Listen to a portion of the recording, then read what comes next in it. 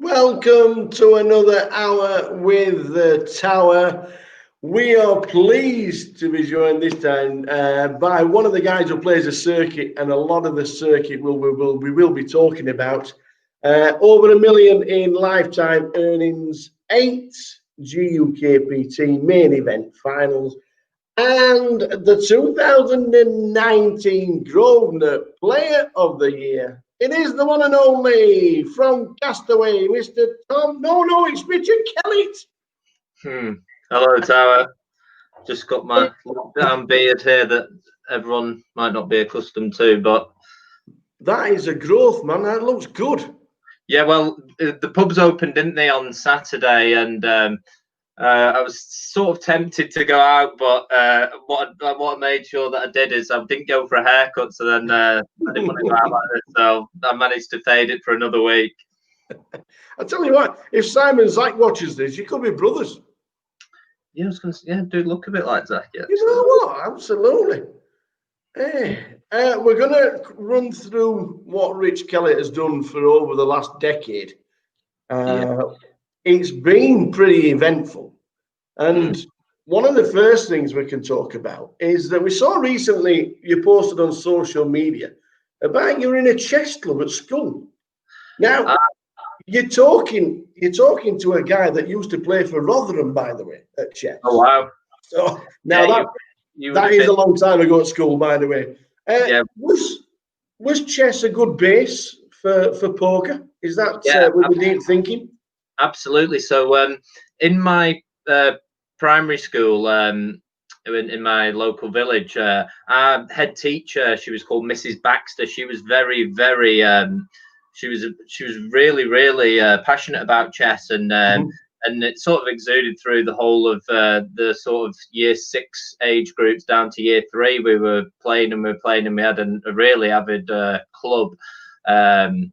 And yeah, it just went from there, really. Me and my younger sister, we ended up being 2 of the better players, and we ended up representing Lancashire, nice. And we'd even go down to England matches at the Albert Hall, where they play the darts. Now we used to play in the Royal Albert Hall, where Ali Pali, where they have the darts finals now every January. And yeah, we sort of got to the stage. I was number 4 board for the number 11, the under 11s in Lancashire, and my sister, I think, was the number 1 board for the under 9s in Lancashire. So we were pretty good. And then obviously we were coming home and we were playing each other and getting better and better.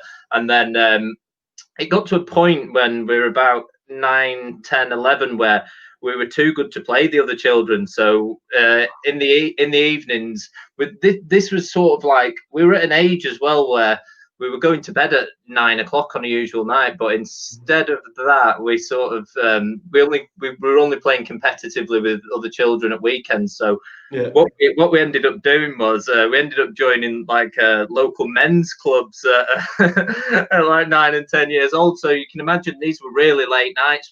We're in these local games. We're going to places like I was from Chorley, so going to places like Leyland, Blackburn, and Burnley, and all over the place, travelling around the northwest. And we were sat in there till 10:30, 11 o'clock at night, and we were playing against fully grown men who were drinking pints and blowing smoke across the chessboard. So it was it was sort of like the ideal preparation for poker.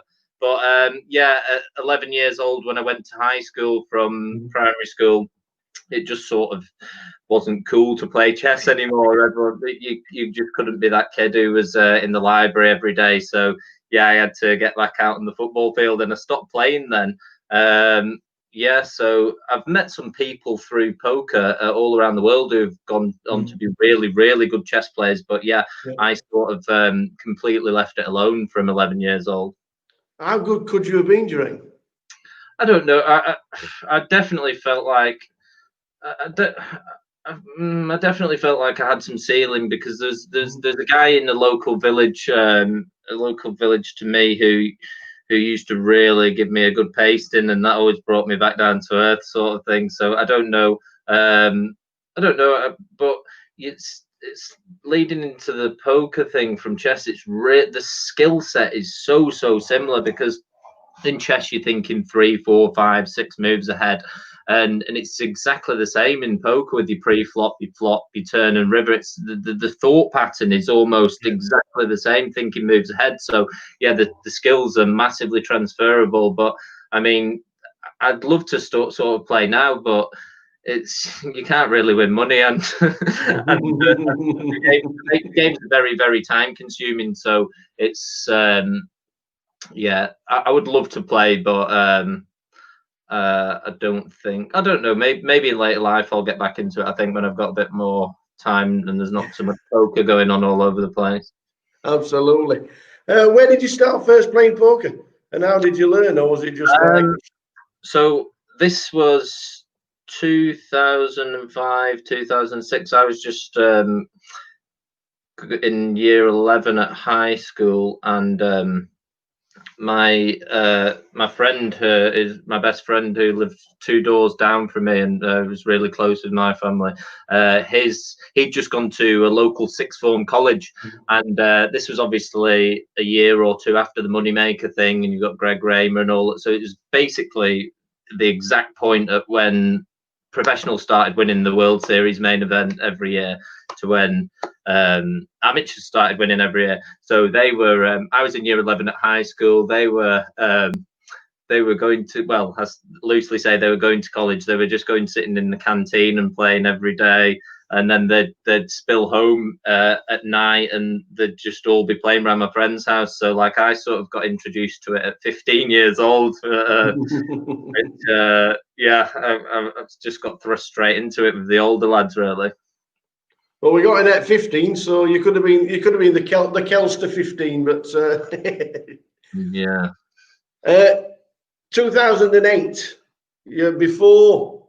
before you started playing live, you got a massive result online. You come 5th in the full tilt 750,000 guarantee for 33,000. That was July 2008. What did it feel like winning that much money at that time?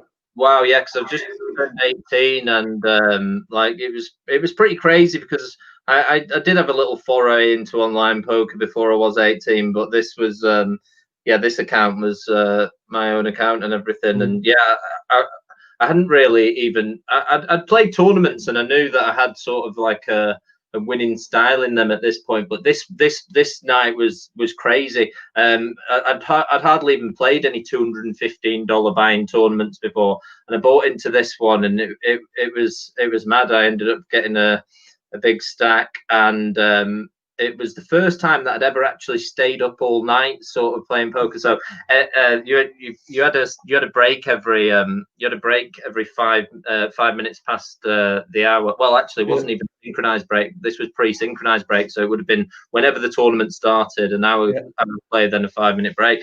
So yeah, this one, I just remember going to the wash basin every hour to splash some water on my face, and I wasn't tired, but I wasn't tired because I was pumped full of adrenaline. But just my little routine. I'd been probably the longest I'd ever played a tournament up until that point, or been in a tournament, was maybe 4 or 5 hours play, and this one was, we're now 13 hours into this one, and I'm just going to the toilet, flicking some water on my face. Yeah, and it was really exciting. And I was thinking I was chip leader 2 tables left, and it was like $180,000 for the winner, I think. And that's just madness, because I think I started the day with $400 in my poker account or something.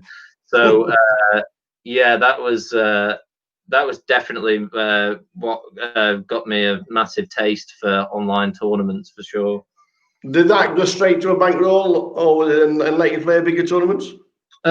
Sort of, but then I was very I was very naive in my early days. So I just used to I just thought I was the best player ever then, and then I would often go and play like high stakes cash games and things, and like experimented in that way. I managed to withdraw a chunk of it, but yeah, like I was very I sort of loved just to jump in at the deep end, and yeah, definitely had a different career path to most when it comes to that sort of stuff.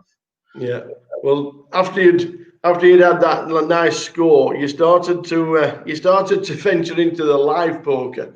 Your first Hendon mob was back in 2008. Can you remember what it was? So when I just turned 18, I used to go in the closest to casino to where I lived in Chorley at the time, which was Bolton Casino, and that was actually back in the day. That used to have some amazing cash games. They'd have like a 2-2 game every evening at the Grosvenor. That was actually where the first ever GUKPT was, wasn't it, Bolton? Yeah, that's right. Yeah, the first ever one. Yeah, and like the games in there used to be crazy. Like I couldn't even dream for games in there these days. But yeah, I used to have a little go into there. Me and my friend would go down, and we saw it advertised on the internet as like a £3 rebuy tournament. Anyway, so we went down. Just thinking, okay, well, we're going to go and play this tournament. It seems quite cheap. It's only £3. Anyway, we realised about 5 minutes into the tournament that £3 actually gets you one set of chips, and that lasts about 5 minutes because everybody's just going all in, every hand, rebuy. So yeah, we opted for the freeze out tournaments then, and I was having a little bit of success online at the time. So like, I actually was playing a lot bigger online when I was 18 than I was in the live ones. And I did a little bit of research, and I found out there was a place, Casino 36 in Stockport, which had some games. And they were they were £50 rebuy tournaments and £100 rebuy tournaments, and they had a really big cash game there. So yeah, it was weird, but I went down there, and I was trying to get in at the front door, and they were sort of saying, yeah, you've got to be 21 really for this one. Anyway, I ended up on some sort of technicality.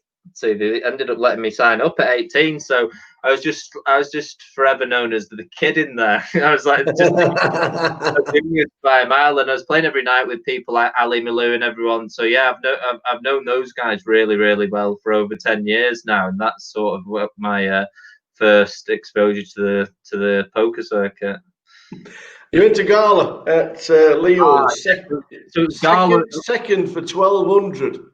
Right, yeah, I remember it. It was Gala at the Liverpool. That's right, yeah. It was like a Sunday evening, the last tournament of the Gala Poker Tour. Yeah, that's right. I remember it